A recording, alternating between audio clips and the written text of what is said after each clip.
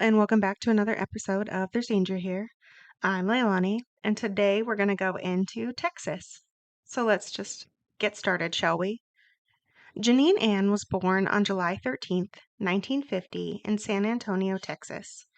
A baby of the state, she was adopted by Dick and Gladys Jones relatively quickly as one of 4 children the couple had adopted.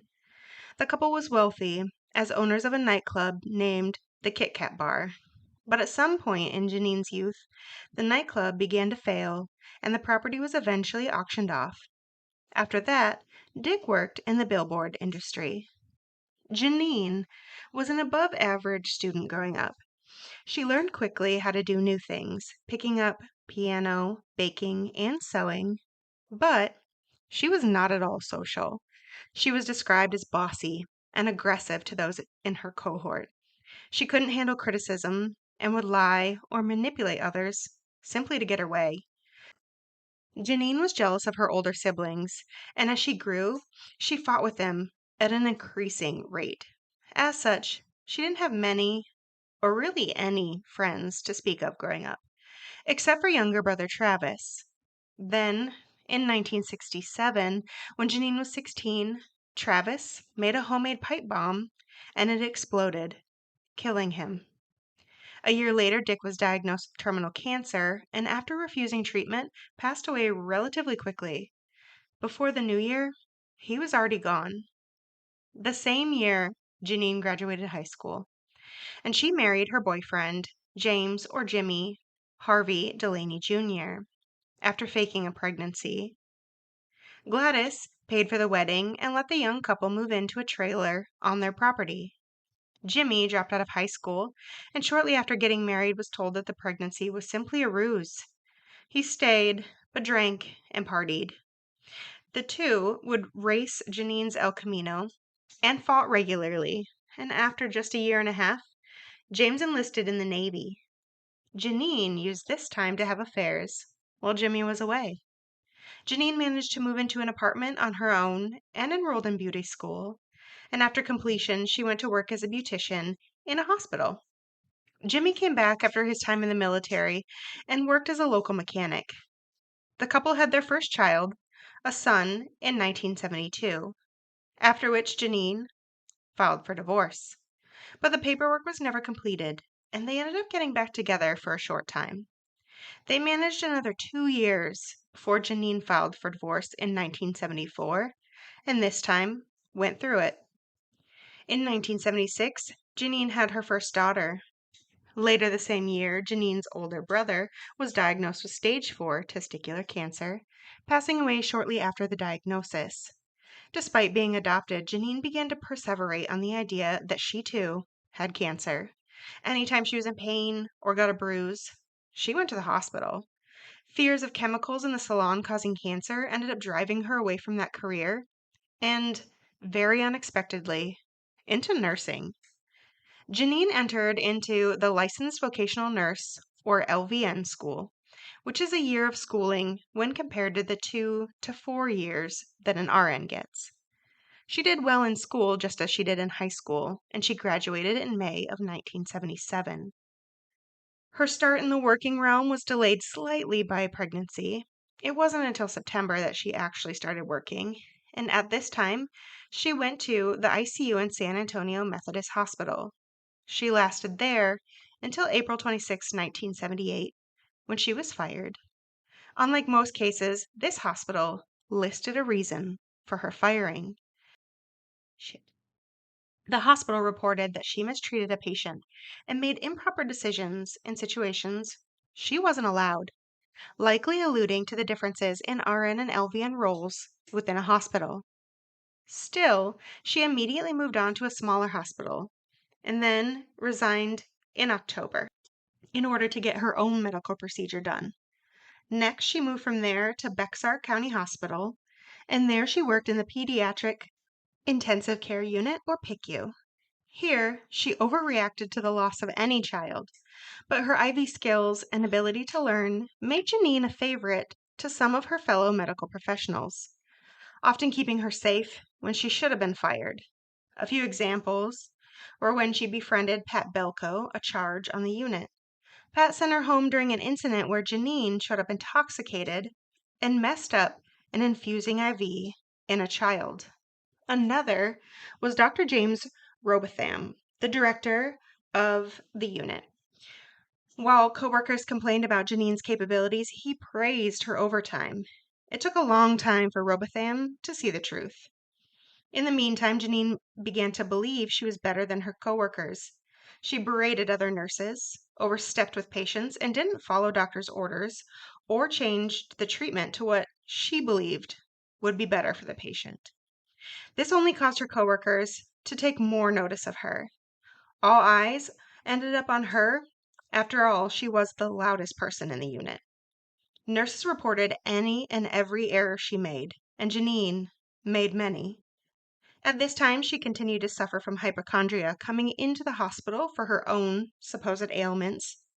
It also appeared that she either had Munchausen by proxy or simply wanted attention, calling and paging doctors for made-up ailments of her own patients. Throughout it all, she continued to make errors at work, including several medication errors in which she changed the doses of medication to what she believed was more appropriate. As a result, she was sent to attend classes on drug administration from the hospital, but she simply never attended them. In her cares, she would become overly attached to certain patients. If they died, she refused to follow procedure.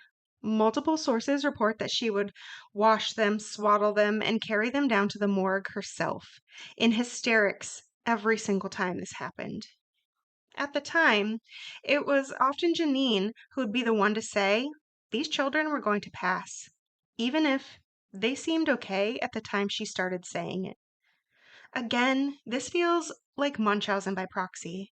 Staff noticed, and several attempted to bring it to the attention of the higher-ups, but were often thwarted by Pat Belko and Dr. Robotham. I think it would be pertinent to speak to the murders that were ignored by Belko and Robotham. On February 22nd, 1981, Dolores Rios, who was just under 2 years old, was brought in for dehydration, diarrhea, and fever. She was ordered antibiotics and saline, pretty standard even now, but after Genene came on shift, she administered something, and Deloria went into cardiac arrest and died.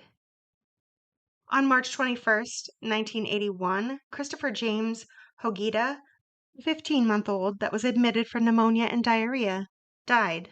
Christopher's healing was complicated by a congenital heart defect, and after being admitted, was confirmed to have hepatitis.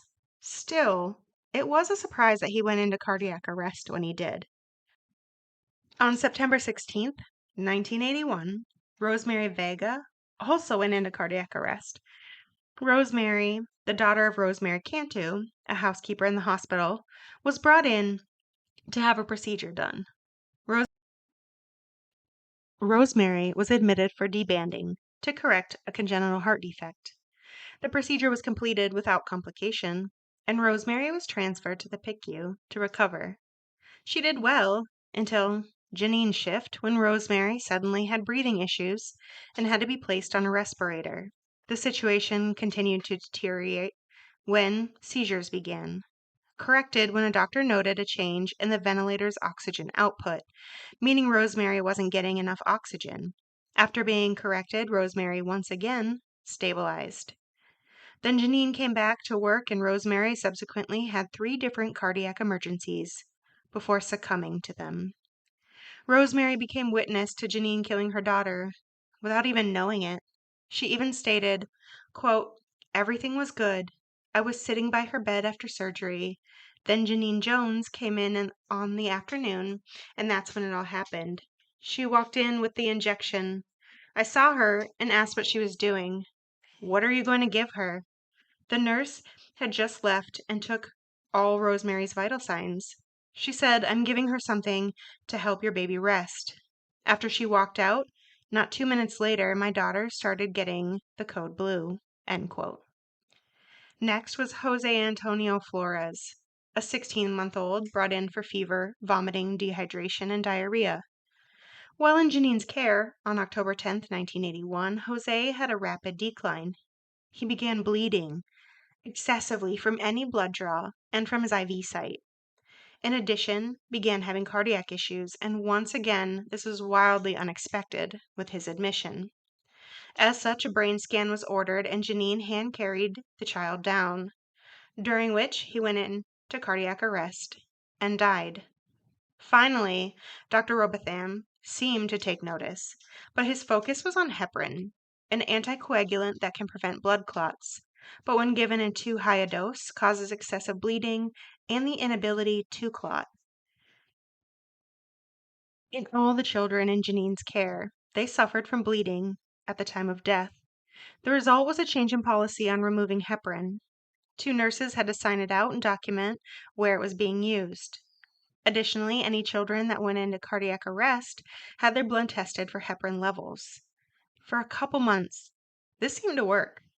On December 12, 1981, 11-month-old Joshua Sawyer was admitted for severe smoke inhalation after being rescued from an explosion and fire at his family's small rental home. He had shown signs of improvement before arresting twice and dying again under Janine's care. His mother, according to Texas Monthly, Connie Weeks, recalled how, by Joshua's 4th day in the ICU, his seizures stopped and he was breathing without a respirator.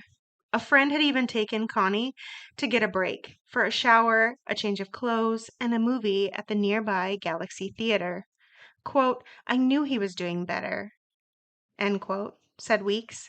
Then an usher came into the theater and let her know she needed to go back to the ICU. Joshua had suffered the first of a series of unexpected emergencies that led to his ultimate death. After, of course, Genene arrived to care for him. On December 27th, 4-week-old Rolando Santos was admitted for respiratory issues. He was vented and did fine for 3 days, when afterwards he went into cardiac arrest, but was resuscitated successfully. After this, he was sent to get a brain scan, and then on January 1st, Rolando began bleeding profusely after lab work was obtained. His blood pressures began falling and were eventually corrected. He did seem to stabilize for 5 days, when the same thing happened again. This time, the attending, Dr. Ken Copeland, had his blood tested for heparin, and the result came back the presence of it in his bloodstream. Then, on January 10th, it was like deja vu with bleeding and blood pressure again. Again, Dr. Copeland ordered heparin lab levels, and the child resulted with a significant amount of heparin in his system. Here, sources are vague, but it sounds like Dr. Copeland had protamine sulfate available and used it to reverse the effects of heparin. Dr. Copeland ordered a transfer of the child out of the PICU. When he found that the child wasn't moved, he saw to it personally that Rolando was out of the unit. After he finally was, his health began to improve, and within 4 days, he was discharged from the hospital. While Rolando was lucky, 4-month-old Patrick Zaula was not. He died from sudden cardiac arrest after surgery on his pulmonary artery. This finally put Genene Jones, a suspect, to Dr. Robotham, who had previously backed her. As the investigation moved forward, it came to light that there were 43 patient deaths in the PICU from January 1st, 1981 to March 17th, 1982. 22 of those patients were Genene's. 7 additional deaths occurred in Genene's presence, even though she wasn't the assigned nurse. That makes 29 of the 43 occurrences around her. As a result, the hospital changed its policy for the PICU, requiring all nurses to be licensed as RNs.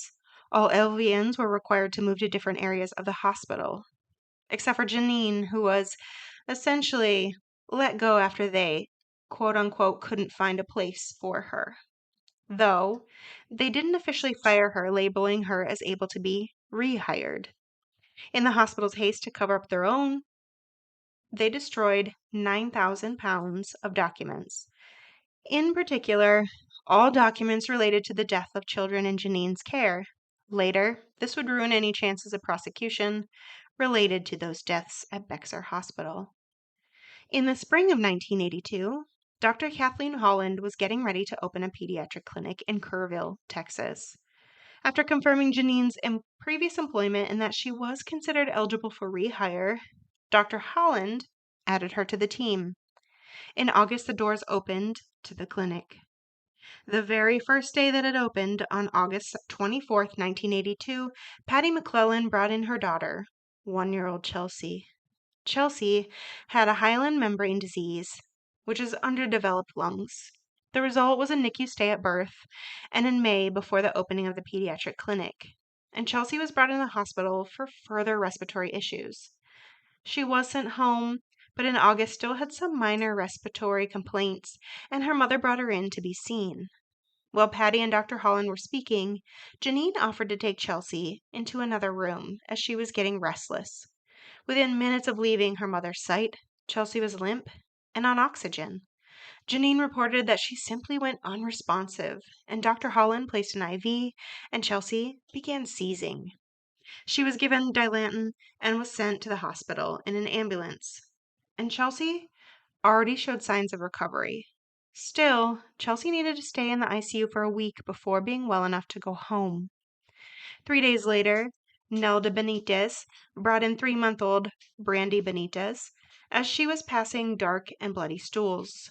Dr. Holland recommended Brandy go to the hospital, but gave an order for Genene to start IV fluids as Brandy was at risk for severe dehydration.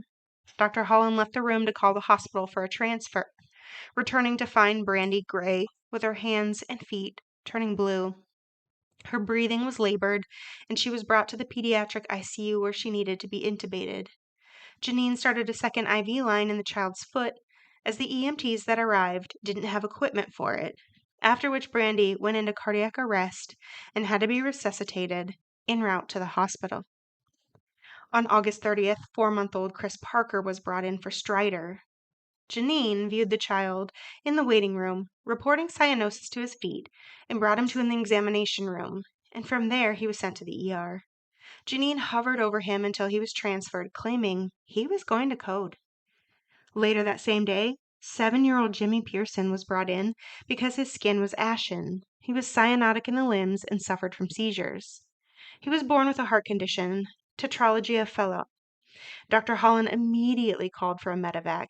He was transported to the hospital via helicopter, and Genene went with. While they were airborne, Genene kept saying Jimmy was deteriorating, though monitors suggested otherwise. She listened to him with her stethoscope, which would have been impossible, and then pulled a syringe from her pocket and injected it into his IV line. The paramedic on board told the pilot what was happening and had it recorded that Genene was injecting an unknown substance into Jimmy's line. Right after the injection, there was a rapid shift in his vitals and he went into respiratory distress. Then he coded. Jimmy was intubated, but the tube became dislodged and CPR needed to be performed. Jimmy passed away on October 21st, 1982. On September 3rd, 21-month-old Misty Reichenau was brought in after having a cold for days that progressed into a fever and sores in her mouth. She was stiff and immobile on examination. All of these are signs and symptoms of spinal meningitis. But in order to confirm that, they would need a spinal tap, a procedure that has to be done at the hospital. So they called for routine transport. And during this time, once again, Genene was sent in to place an IV and give fluids. After the IV was placed, Missy stopped moving and went into respiratory distress, then seized. Dr. Holland intubated. Another nurse, Debbie, brought in a bottle of Anatine, a muscle relaxer, to help with intubation as Misty was rigid. But Dr. Holland opted not to use it because it required a dose based on weight and the situation was too urgent to do the calculations. The bottle was set down and conveniently disappeared during the time the transport occurred and the room was cleaned. Once again, by the time she was in the hospital, she began to stabilize. On September 17th, Chelsea went back to the clinic with her brother Cameron for immunizations. Genene injected the first of 2 shots into one of her thighs, and Chelsea immediately seized and had difficulty breathing. According to Petty, Genene forced the second shot into Chelsea's thigh, though Petty was telling her to stop. After the second shot, Chelsea stopped breathing and went limp. Genene packed a bag with more syringes, medications, and other supplies before loading in the ambulance with Chelsea. As they headed to the hospital, Chelsea went into cardiac arrest and flatlined. Genene was to administer epinephrine, calcium chloride, and sodium bicarbonate with compressions. Still, she was pronounced dead at 1:20 p.m. That same day, 5-month-old Jacob Evans was brought in for crying fits. His mother, Lydia, reported that Genene took him back for blood tests and was told that he needed to be given an IV in case he started seizing. Genene then told Lydia to stay in the waiting room, where she stated she could hear him crying before sudden silence. Then Genene came out and paged Dr. Holland. Dr. Holland was out of the clinic and arrived back as Jacob was put into the ambulance. At the hospital, he was admitted and stayed for 6 days before being released. The number of emergency cases arising from this pediatric clinic caught the attention of Kerrville Medical Management Board, who began to investigate. A committee was formed and they called Dr. Holland to talk to them. A notice was sent out that any future emergencies from the clinic were to be observed and monitored by the staff at Peterson Memorial. That same day the notice went out, on September 23rd, a 5-month-old, Rolinda Ruff, was brought in to Dr. Holland by mother Clarabelle for persistent diarrhea. As Clarabelle was checking her child in, Genene brought Rolinda to the back to check vitals and start an IV for fluid resuscitation. Clarabelle said she could see the IV and then suddenly oxygen being placed and Rolinda gurgling. Rolinda was rushed via ambulance, but accompanied by Genene and Dr. Holland, as per the usual at this time. At Peterson Memorial, Dr. Frank, an anesthesiologist, Dr. Packard, Dr. Adams, Dr. Johnson, and Dr. Merritt were all waiting for them to arrive, to save the child and to watch for any unusual activity on the part of Genene and Dr. Holland. Rolinda appeared to be breathing on her own, but Dr. Holland still intubated, though Dr. Merritt had advised against it. Dr. Bradley was watching Rolinda, who was now making jerky, flailing movements, which he recognized to be a common symptom that occurs as succinylcholine or anatine leaves the system. Dr. Bradley alerted other team members of his suspicions, and in the meantime, Genene called and told the receptionist to have Mary Parker, another mother, who brought in her son Chris to the clinic, to go to the emergency room. Chris had an ear infection, and when he arrived, Genene started working on him. As she worked on Chris, a hospital nurse told Genene she needed the area for incoming patients, to which Genene purportedly told her that she was worried the baby was going to code over an ear infection. And like clockwork, within minutes of Genene having her hands on him, Chris was a code blue. The hospital staff were able to stabilize him when Dr. Holland entered the room. It was at that time she noted that there was a syringe with fluid in it. None of the hospital nurses knew where it came from, and as a result, Dr. Holland ordered a nurse to simply get rid of it. This incident resulted in Dr. Dwayne Packard taking notice, and he spoke with Dr. Venus, who happened to work at Bexar Hospital at the same time as Genene, and had noted the alarming number of infant and child emergencies and deaths while Genene was employed there. On September 24th, the news of the Bexar cases reached the committee in San Antonio, and Dr. Holland was called to discuss. For her own cases, she had written down all the pertinent medical information and treatments administered, which would have made sense, but the cases of the baby's flatlining did not. The committee then asked her about the use of anatine, which again she denied using. From there, they moved into asking if Dr. Holland knew of the cases in Bexar and why Genene no longer worked there. She stated it was because LVNs were removed from the role in the PICU. Ironically, as they were finishing their meeting, Dr. Holland received a page. Jimmy Pearson was with Genene and was coding again. This was a tipping point. They called the Texas Board of Vocational Nurses and told an investigator, Ferris Aldridge, the situation. Ferris, however, reported that for criminal complaints, law enforcement needed to investigate and subsequently called the Texas Rangers. Dr. Holland spoke with Genene about the meeting, and Genene immediately went into a rant about anatine and how others were making up rumors. But also she found the missing bottle in the trash with the seal popped off, though she claimed that no amount of fluid was missing from the bottle, and there were no puncture marks indicating it was ever used, and so she put it next to the new bottle that had been reordered when the first went missing. The day after their talk, Dr. Holland's colleague, Dr. Packard, let her know that Genene was under investigation. Finally, Dr. Holland was starting to see that there may be something more going on. She went and personally looked at the bottle that was opened, and sure enough, 2 puncture marks on the top. She confronted Genene, reportedly stating, quote, "How the holes get there?